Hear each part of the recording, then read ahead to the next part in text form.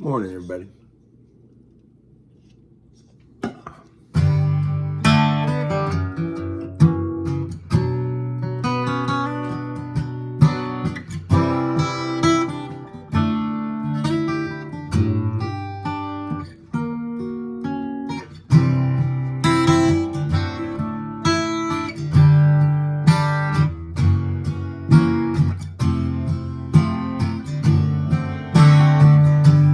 Sexy Sadie, what have you done?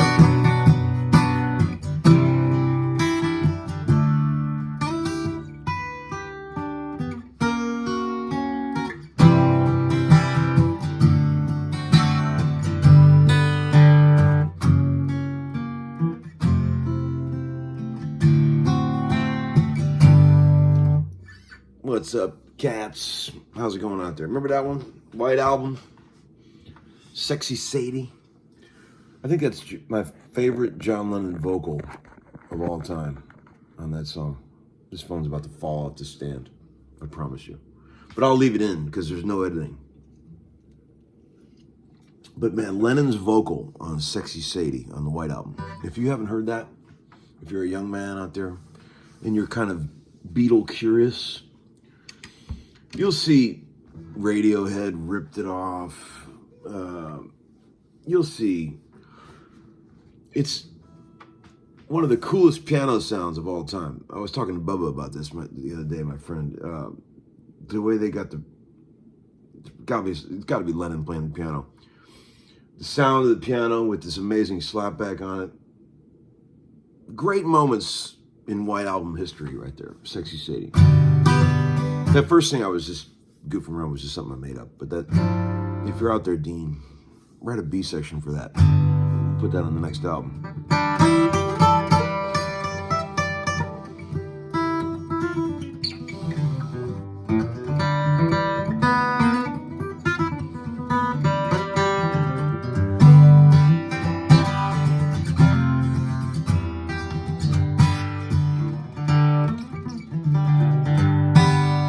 Loving this Martin.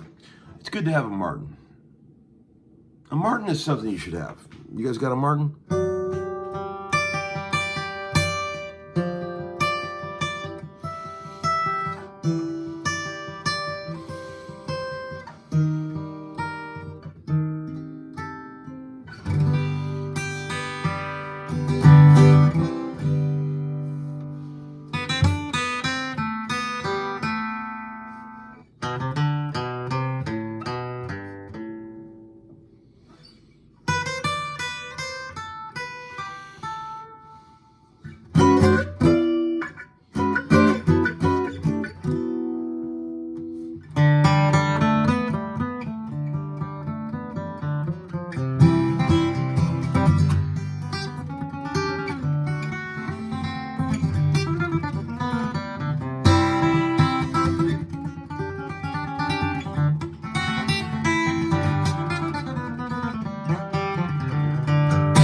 I gotta tell you a heartwarming story. You know how when you get to be an adult, grown ass man, and you finally have a few dollars to your name, you start to try to recapture all the things from your youth that eluded you.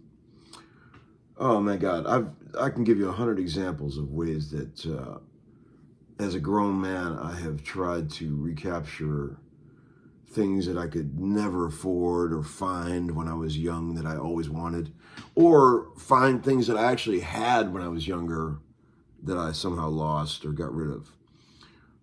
I've noticed it to be a common trend, a nostalgic sort of trend amongst my friends. Like I was talking with my dear friend Keith Urban the other day, and who I love, by the way. He's a sweet, sweet, sweet guy. And we were talking about he was talking about his first guitar that he ever got that his dear old dad bought him. And it was just a cheapo, Ibanez, but a certain type. And of course, he went and found one. He got rid of the original, but he went and found one. I was going to buy him one if he hadn't already found it. But my first electric, I remember, was a I had my first guitar, my very first guitar was a piece of shit Applause acoustic, the lower brand Ovation. You remember those? It was like a natural top with a black composite round body, aluminum neck. Man, we wore the frets off that thing when we were kids. My brother used to play it, and I remember I left it in a car one time in a really cold sub-zero night when we were playing a gig down in Kent State, and man, I pulled it out of the case, and the whole top, it just these giant long cracks in the top. Don't ever leave your guitar out in the sub-zero weather, friends. My first electric.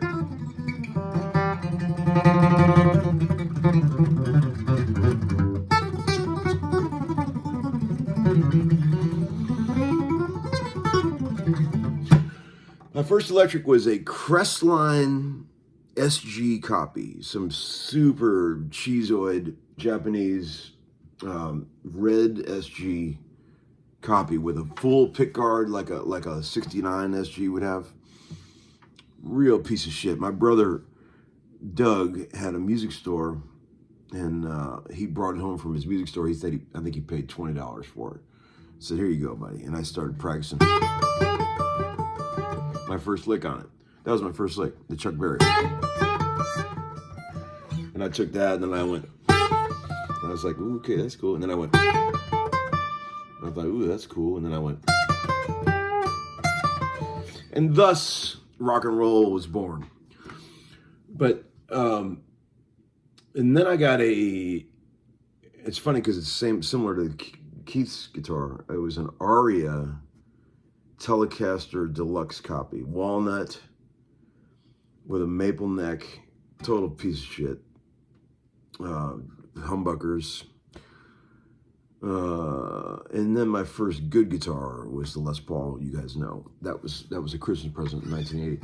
But here's what I was going with this. Okay, sorry I got sidetracked. The first great band I ever saw in a club was this band in Cleveland called Fairweather. I was 16 years old. I snuck into the Sahara Club, and I saw this fucking amazing band. They had the full production, costumes, lights, fog, mystery. It was fantastic. I was a huge Genesis fan at the time, and they would do exact covers of, like, amongst their own original material, they would do exact covers of, like, obscure Genesis songs, and Paul Fairweather had all the costumes that Gabriel wore, and boy, man, I couldn't get enough of it. Amazing band. And classically trained piano player Jeff Hutton, beast. Ended up becoming great friends with him, although I haven't seen him in many years. How you doing, Jeff? If you're out there, thanks for teaching me about music when I was a grubby little lost kid. So the band, I might have mentioned this. I'm going to say it again because, our early influences are everything, The guitar player was this lanky, skinny guy from Oberlin, Ohio named Jeffrey Moore, right? Amazing guitar player. His rig was the coolest rig ever. He had a whipped 65 Lake Placid Blues Transition Logo Strat. But the Lake Placid Blue had turned this aqua green color, right? Which is why I've been hunting one. You guys remember me asking anybody out there if you've ever seen one. Most times when you find a mid-60s Lake Placid Blue, it's still very blue. But I remember this one was green. It had faded. And I always thought it was the coolest looking guitar. You could see the white Fuller Plas coming through the armware and stuff. And he had 2 deluxe reverbs. But instead of putting them behind him, he put them on chairs on either side of him. He had 2 like regular old little, chairs like you'd find in a Mexican restaurant. And he had a deluxe on this side and a deluxe on this side pointed right at his hips. And he was sandwiched between them. I just thought that was so cool. 2 deluxes facing each other like he was in the middle of it. I've never tried that. And I really want to try that. I can't believe I've never done that. but that's how he played. And he would just stand there and play that amazing Strat. And I remember thinking it was the coolest thing ever, because it was. And so my whole life I've been trying to hunt down a Strat that looks like that, right? And then I found out a while back that, a few months back, Fairweather was doing their 50th reunion, right? And Paul, who's still a dear friend, singer, Paul Fairweather, he called me up and said, man, would you like to come up to Cleveland to be a part of this 50th anniversary? Because I had actually played a few gigs with those guys, and I got to know them a little bit when I was a young kid. I played my first gig with them when I was 16. And I said, dude, I would love to, but I couldn't make it. I said, who's all playing? He says, the original band, right? Jeffrey Moore was going to be the guitar player. And I asked him, I said, Jeffrey doesn't still have that old Strat, does he? And he's like, I don't know, but I'll ask him. And I said, tell him I'll buy it if he still has it, but I know he's just going to say to fuck off, right? And that's exactly what happened. It turns out he still has the guitar, and I said, man, would you sell it? He said, fuck off. He kept it all these years, right? And we started chatting. I reconnected with Jeffrey, great guy. We started chatting, and he would send me a couple pictures of the guitar. Great looking Strat. I'll show you a picture of it. But after a little hemming and hawing, he's getting up there, like we all are. And I don't think he's, very, very precious about it. And he said, man, all right, I'll sell you that guitar. So we worked out a deal. And a friend of mine today is driving up there to get it. So I'll show it to you when it shows up. But the actual Stratocaster, that was the part of my 16-year-old teen fantasy, mind-blown young concert, right? Fantastic. I don't even care if it's a good guitar or not. It's that guitar. Really? You know what I mean? That's the thing. It's like we end up trying to buy our memories back. I'm sure it's a great guitar, but it's the memory of it is, it's pretty awesome. So maybe I am a little sentimental softy, maybe I always talk about how guitars are just tools, and I don't name them or get attached to them, but maybe there is a little something more mystical and special about it, But yeah, I appreciate Jeffrey being willing to let go of that one. He knows it's going to a good home. He knows I'll take good care of it, and I'll pass it on to my kids, man, and we'll keep that flowing, keep that river of Lake Placid blue awesomeness flowing.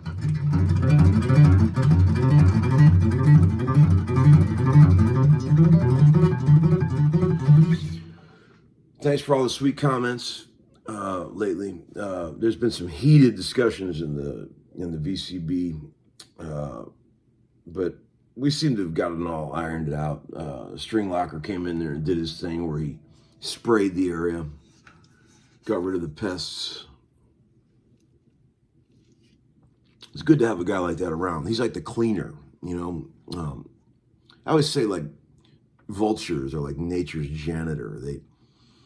They clean up all the carcasses. That's kind of how String Locker is. He's out. He just turn him loose, and he just cleans up all the carcasses. But yeah, it's great. Today I am going to do a video. No sessions today, but today I'm going to do a video for a friend of mine, John, who owns Black Magic Guitars. He's coming into town, and he's got a very special flame top burst that he wants to do a couple of videos on, owned by a major celebrity that she wants me to demonstrate the guitar, so I'll go play a couple of my patented licks. Maybe I'll give him this one, or maybe I'll give him. But yeah, it'd be good to see him. He's a good guy. We're doing it over at Brett Papa's place. Always good to see Brett.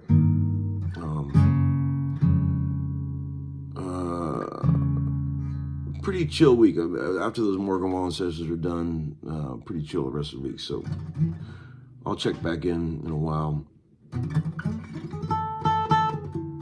I can't think of anything else to tell you. I think that's it for today. Have a great day, friends.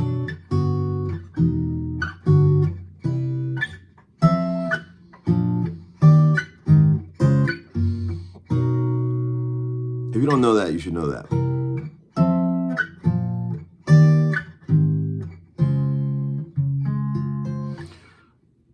D flat major 7. Use the clawed. Only play the 4 notes. F sharp major 7.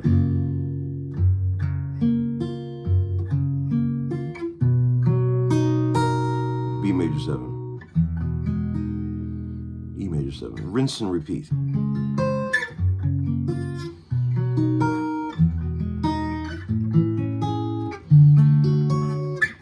That's a cycle of fifths, friends.